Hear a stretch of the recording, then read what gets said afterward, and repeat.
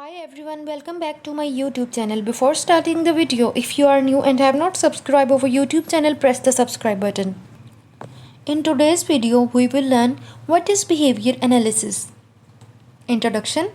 Behavior analysis is the scientific study of behavior. It focuses on understanding why people behave the way they do, how behavior can be changed, and how certain behaviors can be prevented. By utilizing the principle of learning theory, behavior analysts can improve the quality of life for individuals and families. Behavior analysis is often used in mental health treatment to help people overcome problem behaviors. It can also be helpful in organizational setting to enhance employee performance. The basic principles of behavior analysis are often adapted for use in educational setting and the workplace. Types of behavior analysis. There are two major areas of behavior analysis: experimental and applied. The experimental side focuses on adding to the body of scientific knowledge about how people learn.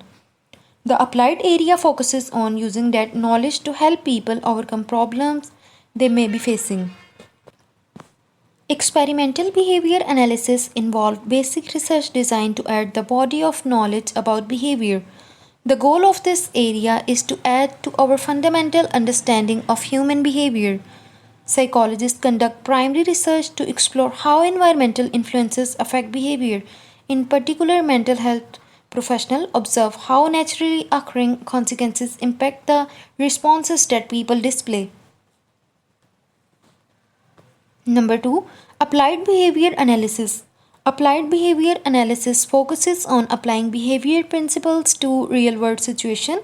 This process involves taking what researchers know about behavior and using it in individual, social, and cultural contexts.